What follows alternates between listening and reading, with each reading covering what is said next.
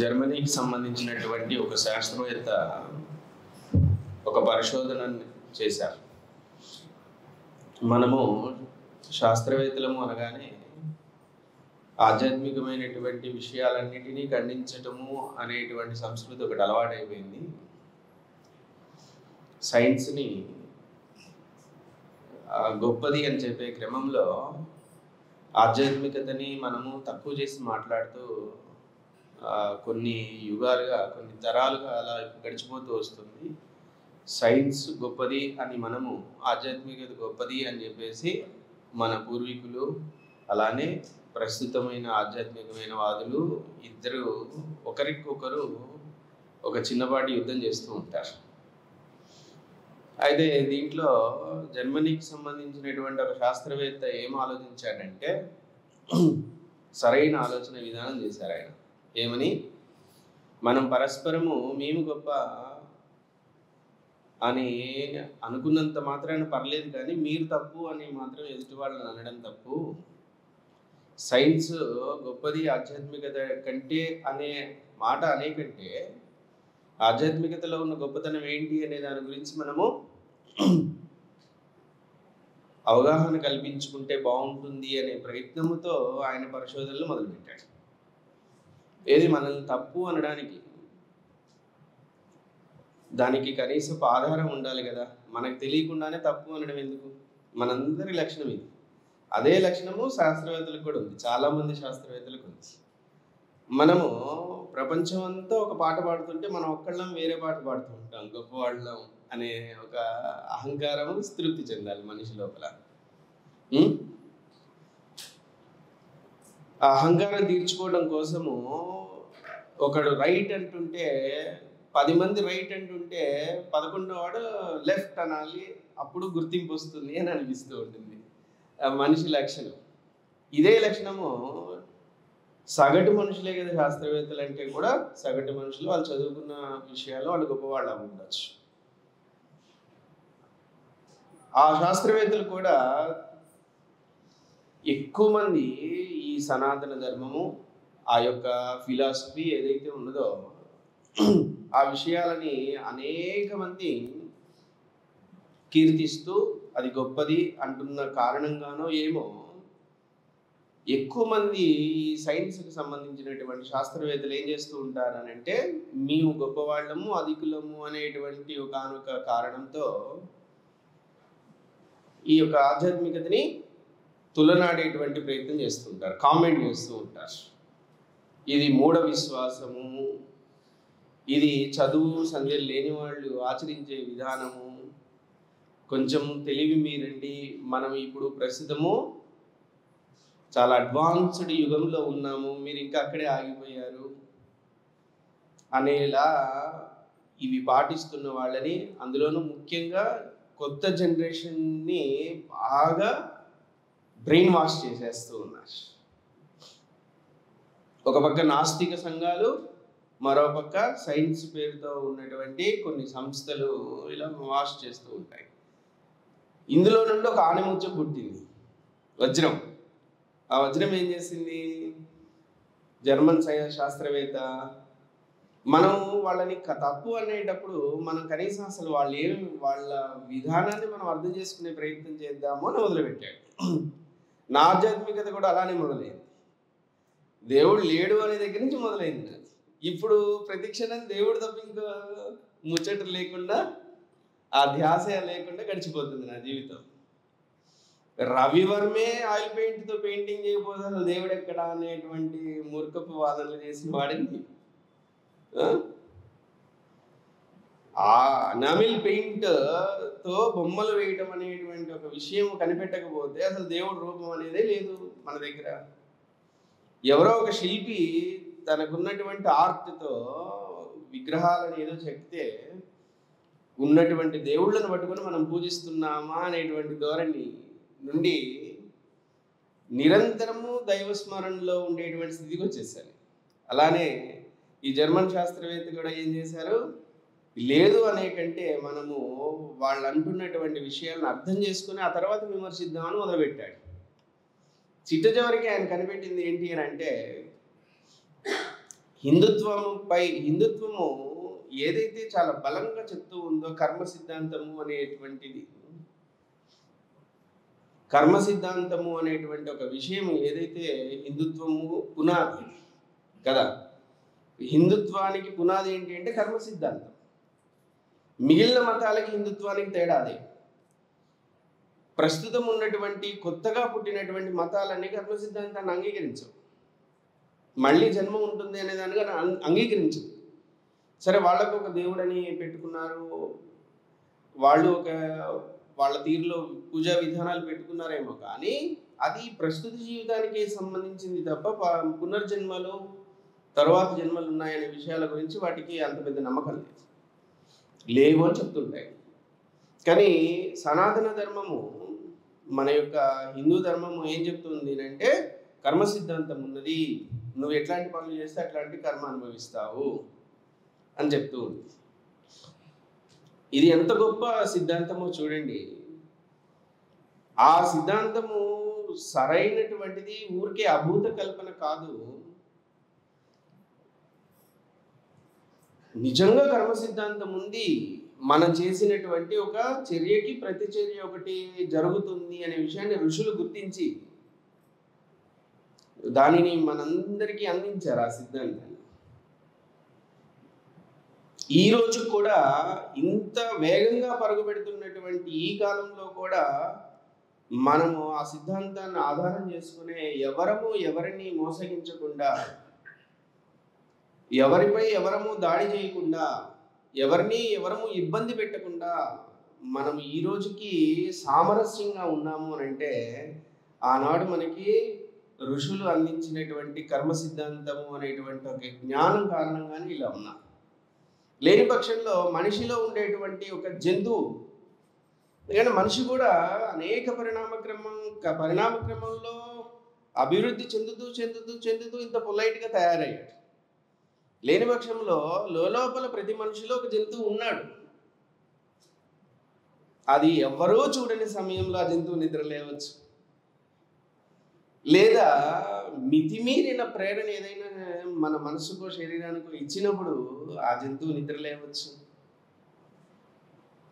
ఏమీ కాదులే అనేటువంటి కర్మ సిద్ధాంతం ఒకటి పక్కకి వెళ్ళిపోతే మనలో ఎంతో మందిలో నిగూఢంగా ఉన్నటువంటి జంతువు నిద్రలేసే అవకాశం.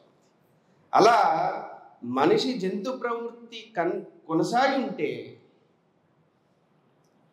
ఈరోజు ఇంత పరిణామక్రమం చెంది ఇంత సుఖమైన జీవితం మనం జీవించేవాళ్ళం కాదు. జంతువుగా ఈ జంతు జాతులు ఎలా అయితే ఉన్నాయో, అడవుల్లో ఉన్నటువంటి జంతు జాతులు ఎలా ఉన్నాయో అలానే మనము ఇంచుమించుగా కొద్దిగా అటో ఇటుగానో అలానే ఉండేవాళ్ళం. మనిషి యొక్క పరిణామ క్రమము వృద్ధి చెందటము, డెవలప్ అవ్వటము, మానవ మేధస్సు డెవలప్ అవడానికి పునాది ఏంటి అని అంటే కర్మ సిద్ధాంతం. మనము ఎటువంటి పనులు చేస్తే అటువంటి కర్మనే అనుభవిస్తాము అనేటువంటి ఒక్క విషయము, మన యొక్క ఒక్క జ్ఞానము, ఆ ఒక్క వాక్యము మనతో మంచి పనులు చేపిస్తూ ఉంది. మంచి పని ఏంటి? ఎవరిని హింసించకుండా ఉండడం, బాధ పెట్టకుండా ఉండడము, వాళ్ళని క్షోభ పెట్టకుండా ఉండడం, మోసం చేయకుండా ఉండడము, ఇలాంటివన్నీ కూడా మంచి పనులు. ఈ మంచి పనుల వల్లే మనం అభివృద్ధి చెందుతూ ఉన్నాం. మీరు నిరంతరం చెడ్డ పనులు చేయండి, రాత్రి నిద్రపోతారని చూడండి, ఎక్కడో కర్మ సిద్ధాంతం. తర్వాత జన్మల సంగతి పక్కన పెట్టండి, మీరు కొంచెం పౌరుషంగా రోడ్డు మీద ఉండడం కొట్టిరేయండి, ఆ రోజు నిద్రపోతారని చూద్దాం. పెద్ద పెద్ద కర్మలు అక్కర్లే, పొడిచి చంపేయని అక్కర్లే, వండని కొట్టిరేయండి. లేదు అరచిరండి, అరచిన తర్వాత గంట సేపు మీ గుండె దడదడ దాడుతూ ఉంటుంది వాడి గుండె కంటే. అంటే ఏదో చెడు ప్రభావం పడుతుంది శరీరం పైన, మనసు పైన, ఏదో ఎదుటి వారిని గాయపరిచే క్రమంలో. అంటే ఆ కాసేపు మన అభివృద్ధి తగ్గిపోయింది, మన మేధస్సు తగ్గిపోయింది. ఈ కర్మ సిద్ధాంతము అనేటువంటి విషయాన్ని జాగ్రత్తగా ఎవరైతే పాటిస్తూ ఉంటారో వాళ్ళు సుఖమైన జీవితాన్ని జీవిస్తూ ఉంటారు. అరే నేను ఇప్పుడు మోసం చేస్తున్నాను, నేను మోసపోతాను గ్యారంటీగా అనే ఆలోచన ఎవరైతే ఉన్నదో వాళ్ళు మోసం చేయడం ఆపేస్తారో సుఖంగా ఉంటారు. అప్పటికి అది ఎంత ప్రేరేపించినా ఇది గుర్తు రాగానే ఆగిన వాళ్ళు సుఖపడిపోతుంటారు. అయినా కూడా ప్రేరేపించింది అనుకోండి, ప్రేరణ కలిగి మనం ఆ చర్య చేసేసామనుకోండి, దానికి తగ్గ కష్టాన్ని అనుభవిస్తాం, తప్పదు. ఈ కర్మ సిద్ధాంతాన్ని జర్మనీ చెందినటువంటి ఆ జర్మన్ శాస్త్రవేత్త ఏం చేశాడు అని అంటే, ప్రతి ఒక్క మనిషిపై వాడి గత జన్మ జ్ఞాపకాలు కర్మ రూపంలో వాడిని ప్రేరేపిస్తున్నాయి అనే విషయాన్ని ఆ జర్మనీ శాస్త్రవేత్త రుజువులతో సహా శాస్త్రబద్ధంగా దాన్ని నిరూపణ చేశాడు. న్యూరో సైంటిస్ట్ ఆయన ఏం చెప్పారు అంటే, మన మెదడులో ఒక ఆలోచన కలగక ముందే ఆ మెదడులోకి ఒక ఆలోచన చుట్టుపక్కల పరిసరాలు మనుషులే కాకుండా ఏదో ఒక ప్రేరణ మెదడులోకి చొచ్చుకొని వచ్చేలా చేస్తుంది. అది ఏ రూపంలో? సహజంగా మన మెదడు దేనికి ప్రేరేపించబడుతుంది అంటే, మన చుట్టూ ఉండేటువంటి చూస్తున్న విషయాలకి, పరిసరాలకి, మనుషులకి, వాతావరణానికి ప్రేరేపితమై మన మెదడు ఒక ఆలోచన చేస్తుంది. లేదా మన జ్ఞాపక శక్తిలో మెదడులో ఉన్నటువంటి ఏదో న్యూరో సిస్టము ఆ జ్ఞాపక శక్తిని మళ్ళీ వెలికి తీయటం వల్ల ఆ జ్ఞాపకంలోకి వచ్చిన విషయాలని బట్టి మెదడు పనిచేస్తూ ఉంటుంది, మన శరీరం పనిచేస్తూ ఉంటుంది. కానీ వేటి ప్రేరణ లేకపోయినా సరే, లేకుండానే మనిషిని అపస్మారక స్థితిలో ఉంచి ప్రేరణలన్నిటినీ అణిచివేసి ఉంచిన ఆ వ్యక్తిలోకి ఎక్కడ నుండో ఒక ప్రేరణ అనేటువంటిది చొరబడుతూ ఉన్నది. ఆ ప్రేరణ పరిసరాలకి అతీతమైనది, మనుషులకు అతీతమైనది, వాతావరణానికి అతీతమైనటువంటి స్థితి నుండి ఒక ప్రేరణ మనిషిలో జరుగుతూ ఉన్నది. ఆ ప్రేరణ వాడు చేసుకున్న కర్మల కారణంగా జరుగుతుంది అనే విషయాన్ని శాస్త్రవేత్త కనిపించాడు. అంటే మనకి ఎక్కడ నుండో ఇన్ఫర్మేషన్ వస్తుంది, నువ్వు ఇలా చెయ్యి అని. దీని అర్థం సింపుల్గా చెప్పాలి అని అంటే, సహజంగా ఎక్కడి నుంచి వస్తుంది అనుకుంటాం? ఏదైనా ఇన్ఫర్మేషన్ మన మెదడు నుంచి వస్తుందని అనుకుంటాం. మెదడు నుండి ఒక ఇన్ఫర్మేషన్ వచ్చింది, ఈ పని చేస్తున్నాం మనం. నేను చెయ్యి ఇట్లా ఊపుతున్నాను, ఎక్కడి నుంచి వచ్చింది అంటే మెదడు నుంచి ఇన్ఫర్మేషన్ వచ్చింది. మోటార్ నర్వస్ సిస్టమ్ అని ఇటు నుంచి అటు, అటు నుంచి ఇటు ఈ విషయాలను సిగ్నల్స్ని మోసుకెళ్ళేటువంటి నర్వస్ సిస్టమ్ నుంచి ప్రేరణ జరుగుతుంది అని అనుకున్నాం.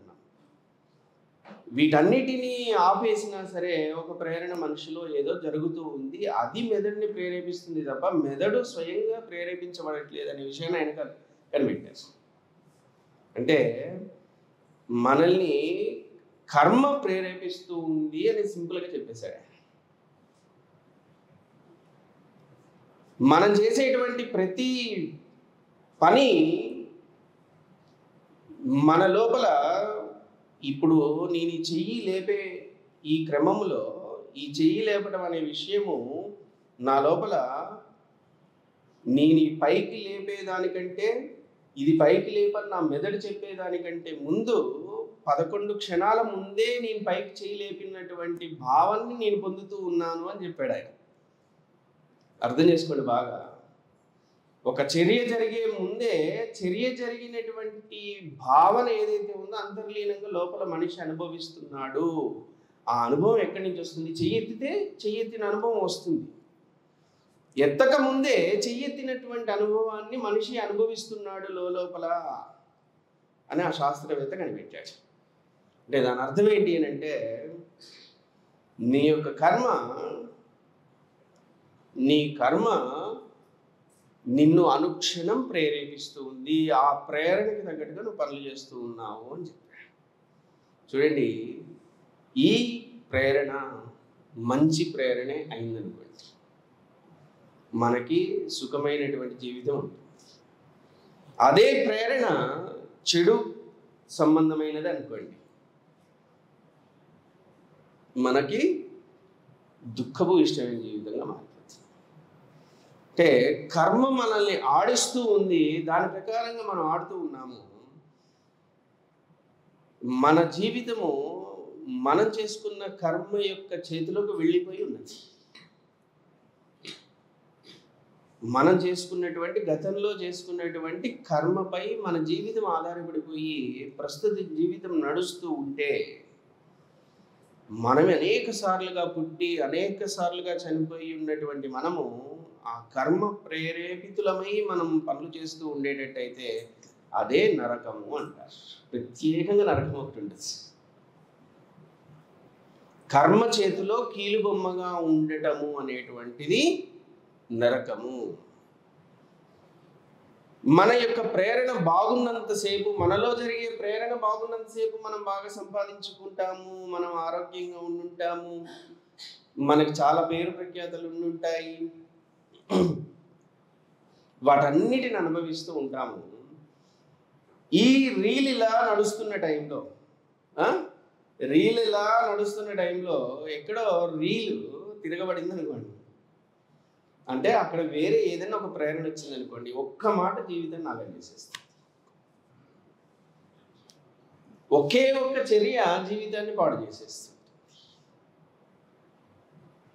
ఒకే ఒక్క ఆలోచన మన జీవితాన్ని తలకిందులు చేసేస్తూ ఉంటుంది.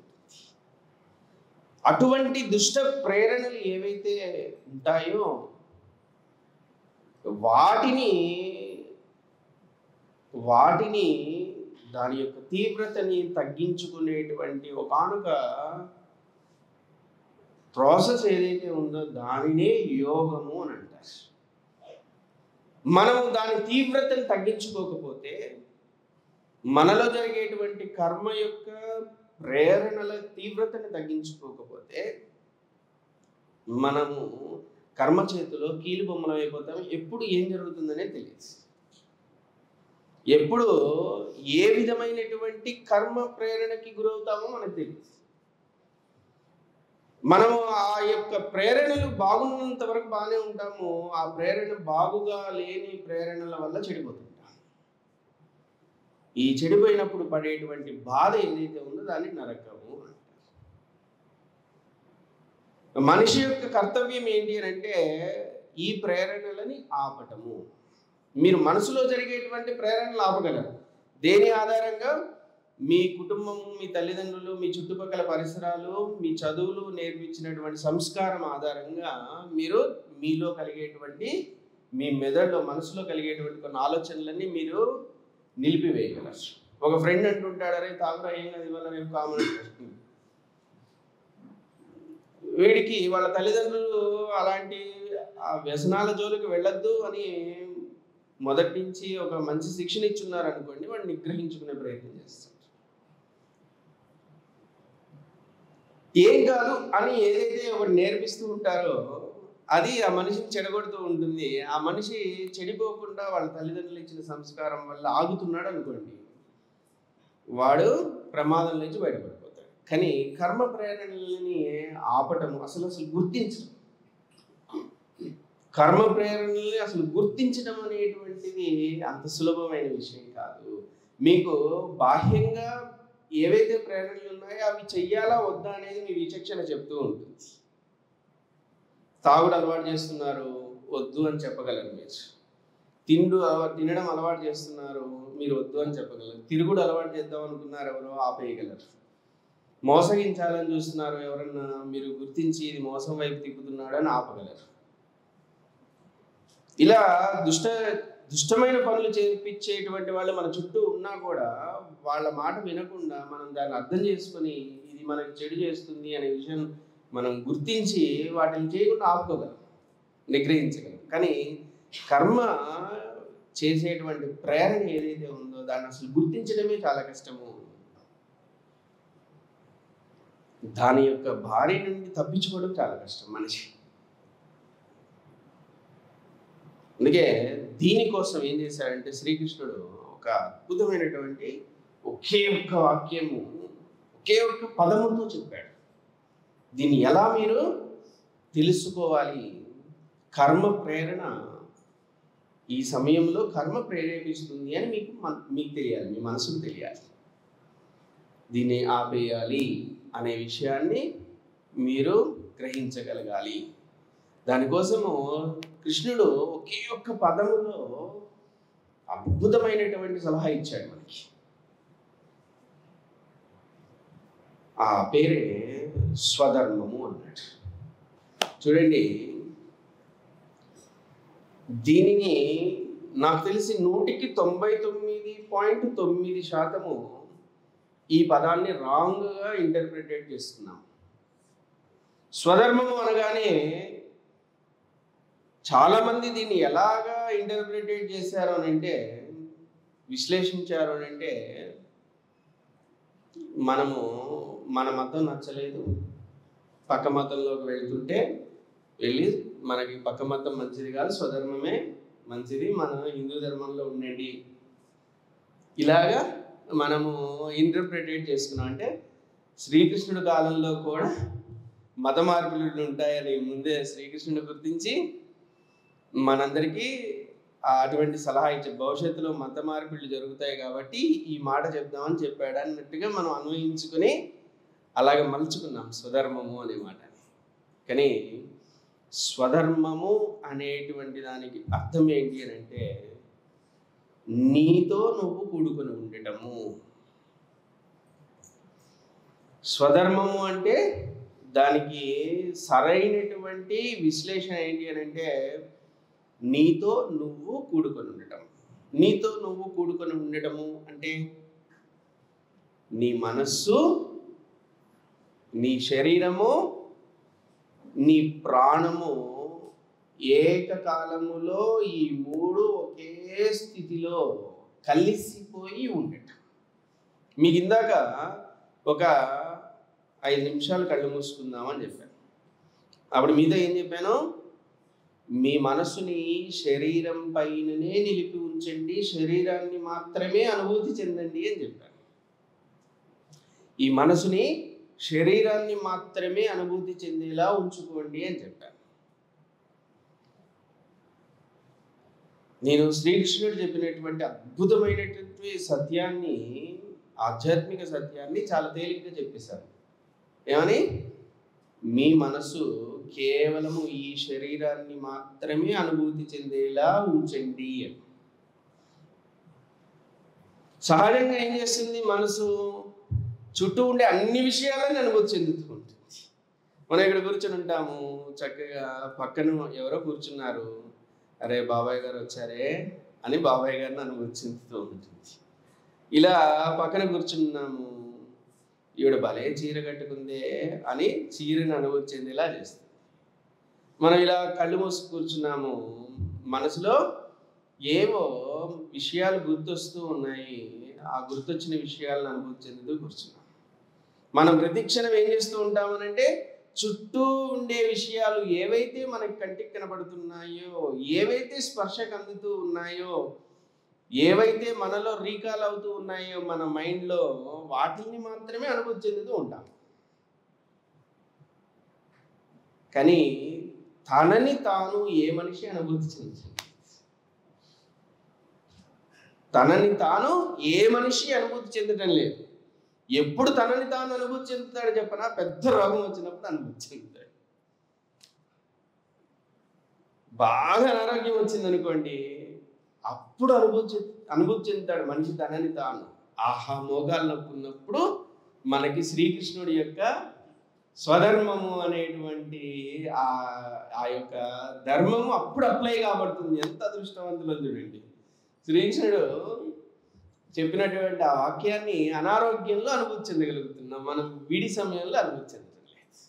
మీరు ఇలా కూర్చున్నారు అనుకోండి, అసలు మీ మీద మీకు ఏ అనుభూతి ఉంటుంది? ఏ అనుభూతి ఉండదు. కానీ కూర్చొని కాలు తిమ్మిరి పట్టింది అనుకోండి, అప్పుడు మీకు మీ పైన అనుభూతి అనేది ఏర్పడటం మొదలవుతుంది. మీ శరీరాన్ని మీరు అప్పుడు అనుభూతి చెందుతారు. విడిగా ఏ సమయంలోనూ మనిషి తనని తాను అనుభూతి చెందలేడు. అందుకే అప్పుడప్పుడు మనము పూటకు ఒకసారో లేదంటే పూటకు 2 సార్లు మనం ఏమైనా తింటున్నాం అనుకోండి, అప్పుడు మనల్ని మనం అనుభూతి చెందగలుగుతున్నాం.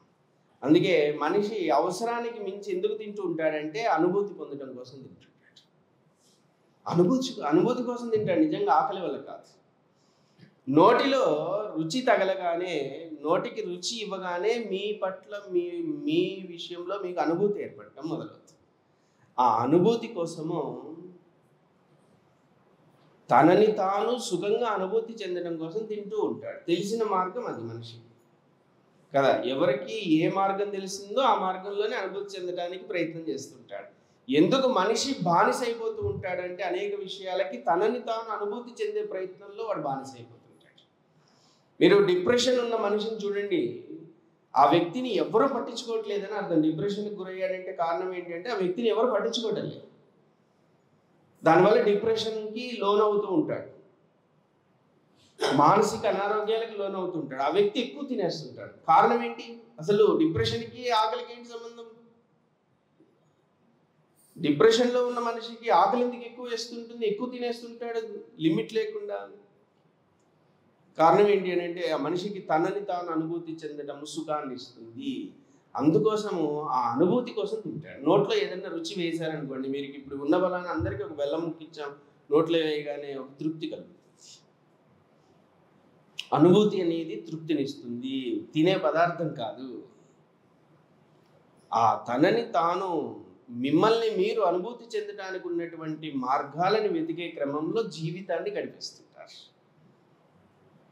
రుచి ద్వారా, స్పర్శ ద్వారా, ఇలా మన యొక్క పంచ ఇంద్రియాలకి సంబంధించినటువంటి ఏవైతే జ్ఞానం ఉన్నదో వాటి ద్వారా మనల్ని మనము అనుభూతి చెందే ప్రయత్నం చేస్తూ ఈ పంచ ఇంద్రియాలను తీవ్రంగా వాడుకుని ఒకానొక సమయంలో పంచ ఇంద్రియాలు వాటి యొక్క జ్ఞానాన్ని, శక్తిని కోల్పోయిన తర్వాత మనము నరకాన్ని చూడటం మొదలు పెడతాం. ఈ పంచ ఇంద్రియాలలో ప్రధానమైనటువంటి ఇంద్రియాలు ఏవైతే ఉన్నాయో, స్పర్శ, రుచి, ఇలాంటి వాసన, ఇలాంటి విషయాలు ఏవైతే ముఖ్యమైన ఒక 3 ఉన్నాయో వాటి యొక్క అనుభవము, వాటి యొక్క జ్ఞానము తగ్గిపోయిన దగ్గర నుండి మనిషి నరకం చూడటం మొదలు పెడతాడు. చావుకు దగ్గర పడ్డాడు అని అర్థం. మనకి ఒక 50 ఏళ్ళు వచ్చేసరికి స్పర్శను అంతగా ఎంజాయ్ చేయలేము. రుచి ఒక్కటి మాత్రం మిగిలిపోయి ఉంటుంది, దానివలన అధికంగా తినేయాలనే ప్రయత్నం చేస్తూ ఉంటారు. వాసనలు చూసే శక్తి తగ్గిపోతూ ఉంటుంది, వాసనను ఎంజాయ్ చేయలేము. ఎలర్జీ అని వేస్తారు ఎమ్మటే. ఎలర్జీ నాకు అది వాసనలు వస్తుంటేనే ఎలర్జీ వచ్చేస్తుంది. ఇక రాను రాను తనని తాను అనుభూతి చెందేటువంటి జ్ఞానము, శక్తి ఏ మనిషి అయితే కోల్పోతూ వస్తాడో ఆ వ్యక్తి చావుకు దగ్గర పడ్డాడు అని అర్థం. ఆ జ్ఞానం కోల్పోవటం ఈ 2, 3 నుంచి 1కి వచ్చేసాడు. ఒక రుచి, నాలుక అనేది ఒకటే పెద్దగా పనిచేస్తూ ఉంది మనిషికి. ఇంకా ఒక్కటి పనిచేస్తున్న దగ్గర నుంచి నరకం అనేది చూడటం మొదలు పెడతారు. ప్రత్యేకంగా నరకం అనేది ఒకటి ఉండదు. మనం చచ్చిపోయిన తర్వాత, పైకి వెళ్ళిన తర్వాత నరకాలు అనేవి ఉండవు. మన ఈ ఇంద్రియాలలో ఒక 3 పర్ఫెక్ట్గా పనిచేస్తున్నంత కాలం గడిచిపోతూ ఉంటుంది. దాంట్లో ఒక 2 డ్రాప్ అయిపోయాయి అనుకోండి, ఏదో ఒకటే ఎక్కువగా పనిచేస్తూ ఉంటుంది, మిగతా చాలా మైన్యూర్గా పనిచేస్తూ ఉంటాయి. అక్కడి నుంచి నరకం చూడటం మొదలు పెడతాం. అది 40 ఏళ్ళకి స్టార్ట్ అవుతుందో 50 ఏళ్ళకి స్టార్ట్ అవుతుందో ఎవరని చెప్పలేదు, కానీ మొదలవుతుంది. మనము ఈ ఇంద్రియాలపైననే ఆధారపడి ఉన్న కారణంగా మనము బ్రతికుండగానే నరకాన్ని చూస్తాము. ఇది ప్రతి మనిషి జీవితంలో జరుగుతుంది. ఈ సత్యాన్ని ఎవరైతే ముందు గ్రహిస్తారో ఆ వ్యక్తి యోగ మార్గంలోకి వెళ్ళిపోతాడు. శ్రీకృష్ణుడు అందుకే ఏం చేశాడు అని అంటే స్వధర్మాన్ని పాటించు అన్నాడు. స్వధర్మం ఏం చేస్తుంది అని అంటే ఇంద్రియాలతో అవసరము లేకుండా సుఖించేటువంటి స్థితిని ఏర్పరుస్తుంది. ఇంద్రియాల ద్వారా సుఖపడటం మానేసి ఈ శరీరము ఇంద్రియాలకు అతీతముగా శక్తి ద్వారా అనుభూతి, ఈ యొక్క తృప్తి చెందడం అనేటువంటి ఒక విద్య గురించి చెప్పాడు శ్రీకృష్ణుడు. దాని పేరే స్వధర్మము అనేటువంటి విద్య. మీరు తదేకంగా ఈ శరీరాన్ని మాత్రమే అనుభూతి చెందడం అనేది సాధన చేస్తూ ఉంటారు. మొదట్లో మీకు వేరు వేరు ఆలోచనలు వస్తుంటాయి, ఏవేవో గుర్తుకొస్తుంటాయి. ఆ గుర్తుకొచ్చిన విషయాలను అనుభూతి చెందుతూ ఉంటారు. కానీ తర్వాత మీకు సాధన పెరగగా మీ శరీరము, మీ మనసు, ఈ మనసు వెళ్ళి శరీరాన్ని అనుభూతి చెందుతుంది. ఇప్పుడు ఈ మనసు శరీరము రెండు ఏకమయ్యాయి, కలిసిపోయాయి, రెండు వేరుగా లేవు. క్రమక్రమంగా ఈ శరీరము మనస్సు కూడా ఏకమైపోయి అది అలానే నిలబడి రెండు చెక్కు చెదరకుండా కలిసిపోయి పెనవేసుకొని ఉన్న క్రమక్రమంగా మీరు మీ ప్రాణాన్ని కూడా దీంట్లో కలిపేసుకుంటారు. శరీరము, మనస్సు, ప్రాణము లేదా శక్తి అనే మూడవది కూడా కలిసిపోయి మీరంటూ ఉన్నారు అనేటువంటి అనుభవం కోల్పోతారు. అసలు మీరు ఇక్కడ కూర్చొని ఉన్నారనే విషయం మీకు తెలియదు. ఇది క్షణమాత్రం. అప్పుడప్పుడు మీరు కూర్చొని సాధన చేసుకుంటూ ఉంటే, ఈ స్వస్వరూప ధారణ చేస్తుంటే క్షణమాత్రం అలా వచ్చిపోతూ ఉంటుంది. అసలు నేనున్నానా లేనా అనేటువంటి అనుభవం వచ్చిపోతుంది. సాధన బాగా చేస్తే ఎక్కువసేపు ఉంటుంది. ఏదో ఇప్పుడిప్పుడే చేస్తున్నాం, కనపడ్డ రోజే చూస్తున్నాం, కిరణ్ గారు అడిగిన రోజే చేస్తున్నాం అనుకుంటే అప్పుడప్పుడు ఆ క్షణం అలా వచ్చిపోతుంది. ఏమవుతుంది? శరీరము, మనసు, ప్రాణము అనేటువంటి మూడు కలిసిపోయి ఉన్న సమయములో, ఈ మూడు కలిసిపోయి ఉన్న సమయములో మనలో ప్రజ్ఞ అనబడేటువంటి ఒక గొప్ప శక్తి మేల్కొంటుంది. ప్రజ్ఞ అనేది ఏం చేస్తుంది? ఆ ప్రజ్ఞ మీ యొక్క కర్మకు సంబంధించినటువంటి విషయాలు ఏవైతే ఉన్నాయో అది మీలో ప్రేరణలు కల్పించేటువంటి ఒకనొక శక్తి. దేవుడు నియమించినటువంటి శక్తి అనుకోండి, ఒకనొక దేవత అనుకోండి. మీరు పితృదేవతలను వింటుంటారు చూసారా? మన పూర్వీకులు కాలం చేసి వెళ్ళిపోతే మన పూర్వీకులకి మనం ఇచ్చేటువంటి తర్పణాలు ఇవేవైతే ఉన్నాయో వాటిని వారు, మన పూర్వీకులు ఎక్కడెక్కడో పుట్టింటారు, వేరు వేరు శరీరాల్లో పుట్టింటారు, ఏ దేశంలో పుట్టారో తెలియదు. కానీ పితృదేవతలకు తెలుసు వాళ్ళు ఎక్కడున్నారో. మీరు పెట్టినటువంటి పిండ ప్రధానాలు ఏవైతే ఉన్నాయో వాటిని ఆ యొక్క ఏదో ప్రాంతంలో పుట్టినటువంటి మీ పూర్వీకులకు చేరేలా చేస్తారు వాళ్ళు. మీరు ఈ జన్మ ఇచ్చినందుకు రుణాన్ని తీర్చుకుంటూ ఉంటారు. మీకు ఈ శరీరాన్ని ఇచ్చారు, తల్లిదండ్రులు వెళ్ళిపోయారు, మరి ఈ శరీరాన్ని అనుభవిస్తున్నందుకు మనము రుణపడిపోయి ఉంటాము. ఈ రుణానుబంధము మనకి లేకుండా ఉండాలి అని అంటే, మనం మోక్షము, ముక్తి పొందాలి అని అంటే, మనం వెళ్ళిపోయిన తల్లిదండ్రుల్ని కూడా తృప్తి పరుస్తూ ఉండాలి. మరి వాళ్ళు ఎక్కడున్నారో తెలియదు. మనం వెళ్ళి వెతుక్కొని వెళ్ళి బాక్స్ పట్టుకొని వెళ్ళి, నాన్న నీకు పప్పుచారు అంటే భలే ఇష్టం, తిందుకని రా అని చెప్పి పెడదామంటే మనకు తెలియదు కదా వాళ్ళు ఏ శరీరం, ఎక్కడ పుట్టారో మనం వాళ్ళకి అందించలేము. అందుకోసము వాళ్ళకి మనం ఇచ్చేటువంటి తర్పణాలు, మనం ఇచ్చేటువంటి భక్తి శ్రద్ధలని తీసుకువెళ్ళడానికి పితృదేవతలు అనేటువంటి దేవతలు పనిచేస్తూ ఉంటారు. వాళ్ళకి తెలుసు మన వాళ్ళు ఎక్కడున్నారు అనేది, మన పూర్వీకులు ఎక్కడున్నారు, మన తాత ముత్తాతలు ఎక్కడున్నారు, తల్లిదండ్రులు ఎక్కడున్నారు అని వాళ్ళకి తెలుసు. అలా ప్రతి విషయానికి ఒక దేవత ఉన్నది. మన యొక్క ఈ చూడండి, హిందూ ధర్మం ఎంత గొప్పదో చూడండి. వాళ్ళు వాటికి పేర్లు పెట్టి దేవతలు అన్నారు. మనకి సూక్ష్మంగా చెప్తే అర్థం కాదు కాబట్టి ఒక మనిషిలాగా ఒక దేవత అని రూపం ఇచ్చేసి ఈ దేవత ఈ పని చేస్తుంది అన్నట్టుగా మనకి వాళ్ళు ఆ జ్ఞానాన్ని ఇచ్చారు. ఇలా పితృదేవతలు ఈ కార్యం ఎలా అయితే చేస్తున్నారో, ప్రజ్ఞ అనేటువంటి ఒక దైవము అనుకుందాం మనం. ప్రజ్ఞ అనబడేటువంటి ఒక దైవము, మనలో ఉన్నటువంటి దైవము, మనం చేసుకున్నటువంటి గత జన్మల్లో మనం చేసుకున్నటువంటి కర్మల విషయాల ప్రేరణని మనలో కల్పిస్తూ మనలోనే ఆ దేవత, ఆ ప్రజ్ఞ అనబడేటువంటి దైవం ఉంటూ ఉంటుంది. మీరు ఎప్పుడైతే ఈ శరీరము, మనసు, ప్రాణము అనేటువంటి మూడిటిని కలిపి స్థిరంగా అలా కూర్చుని ఉంటారో, ఈ 3 కలగలుపుగా ఉన్నటువంటి స్థితిలో అప్రజ్ఞ అనబడేటువంటి దేవత మనలో మేల్కొనడం మొదలు పెడుతుంది. ప్రజ్ఞ మేల్కొంటే అప్పుడు ఆ ప్రజ్ఞ మీలోకి ఏ కర్మని మీ జీవితంలోకి తీసుకురాబోతుందో ఆ జ్ఞానం, ఆ విషయాన్ని ఈ ప్రజ్ఞ మీకు చెప్తూ ఉంటుంది. మీలో ఆ ప్రేరణ, మీరు ఆ కర్మను అనుభవించక ముందే మీకు అది మీ స్మరణలోకి వచ్చేలా, మీ అనుభవంలోకి వచ్చేలా, మిమ్మల్ని అలర్ట్ చేసేలా ఆ ప్రజ్ఞ పనిచేస్తుంది.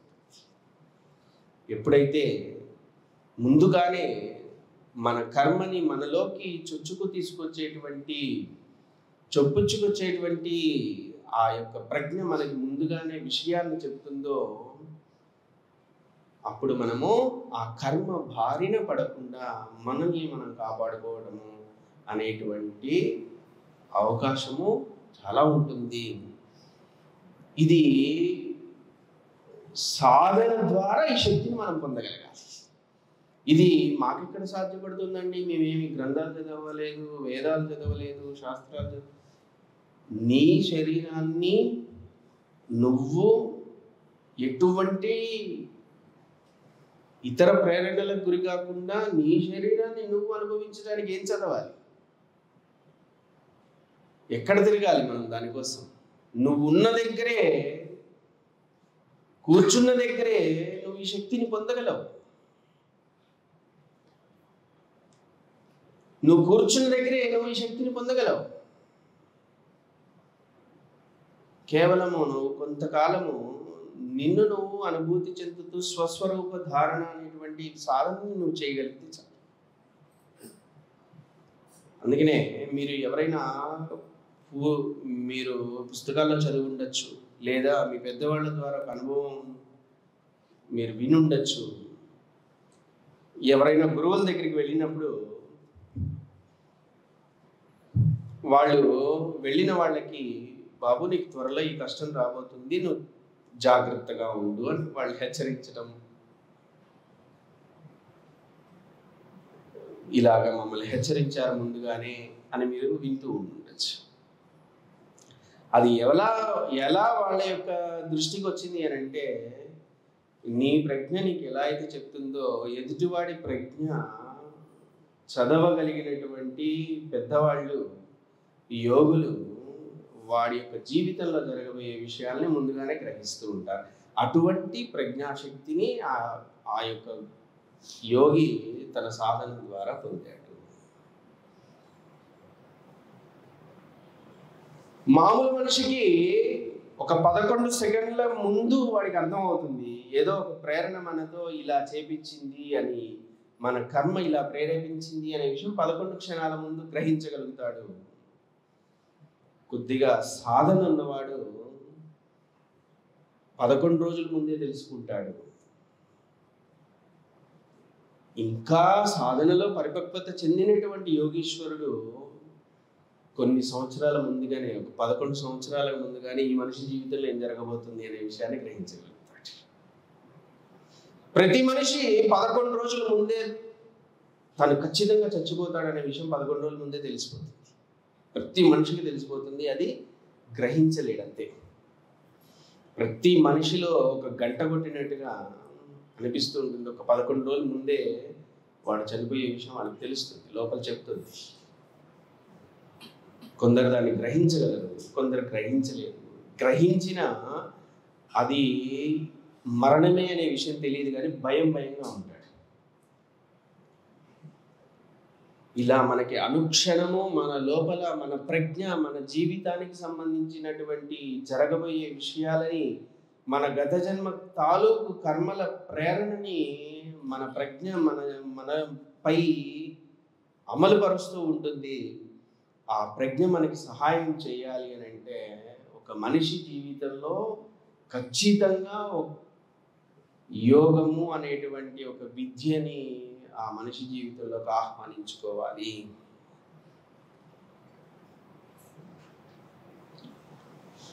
ఎవరైతే ఈ కాస్త సాధనని చేస్తారో, కాస్త సాధన చేస్తారో, జస్ట్ ప్రతిరోజు ఒక 40 నిమిషాలు, ప్రతిరోజు ఒక 40 నిమిషాలు 2 పూటల కనీసం ఈ స్వస్వరూప ధారణ అనబడేటువంటి విషయాన్ని ఎవరైతే సాధన చేస్తుంటారో వాళ్ళకి వితిన్ 90 డేస్లో ఈ ప్రజ్ఞ విషయాలను చెప్పడం మొదలు పెట్టేస్తుంది. వితిన్ 90 డేస్ మీ ప్రజ్ఞ మిమ్మల్ని, మీ కర్మని మీలో ఎలా అది తీసుకొస్తుంది, ఎటువంటి కర్మని అది మీలో తీసుకొస్తుంది అనే విషయాన్ని మీకు మీ ప్రజ్ఞ చెప్పడం మొదలు పెట్టేస్తుంది. 90 రోజుల్లో విడవకుండా ఒక 90 రోజులు సాధన చేసినప్పుడు. ఆపై మీరు ఇంకా గొప్పగా సాధన చేయటం మొదలు పెడితే, శంభోక్రియ అనేటువంటి గొప్ప విద్యను మీరు అభ్యాసం చేయటం మొదలు పెడితే రూఢి కళ్ళ కట్టినట్టు చూపిస్తూ ఉంటుంది జీవితం. దాని ఆధారంగా మనము కర్మ కొద్దీ జీవితం జీవించడం కాదు, కర్మ గురించి తెలుసుకొని జీవితాన్ని మన చేతుల్లోకి తీసుకొని మనము జీవించే కళని నేర్చుకున్న వాళ్ళం అవుతాము. యోగము అనంటే మన జీవితాన్ని మన చేతుల్లోకి తీసుకొని జీవించే విధానము పేరే యోగము. గాల్లో తేలి కూర్చున్నాడండి, మళ్ళీ తల కిందకేసి పై కాలు పెట్టాడండి, ఈ కాదు యోగము. యోగి అంటే అర్థం తన జీవితాన్ని తన ఆధీనంలోకి తీసుకుని కర్మ ఆడించినట్టుగా ఆడకుండా తన ఆడాలనుకున్నట్టుగా ఆడేటువంటి సామర్థ్యం ఏ వ్యక్తి అయితే కలిగి ఉన్నాడో ఆ వ్యక్తిని యోగి అని అంటారు.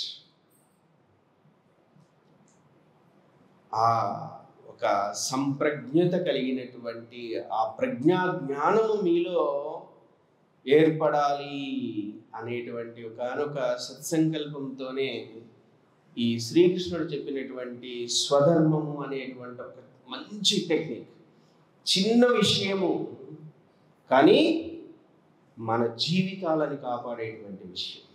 చూడండి, నేను భగవద్గీత మొత్తం చెప్పలేదు, భగవద్గీతలోని ఒకనొక పదము చెప్పాను, పదము, వాక్యం కూడా కాదు, పదము, అదే స్వధర్మము అని.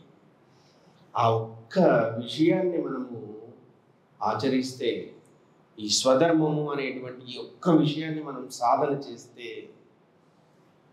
మనము విశేషమైనటువంటి ప్రజ్ఞా జ్ఞానము కలిగిన వారుగా మారుతాం. ఆ ప్రజ్ఞ మీలో మేల్కొని మీ జీవితాలు సుఖమయంగా, దుష్ట కర్మల ప్రేరణకి మీ యొక్క జీవితం ప్రేరేపితం కాకుండా ఉండాలని కోరుకుంటూ ఉన్నాను. ఈ యొక్క స్వధర్మము అనేటువంటి ఈ స్వస్వరూప ధారణ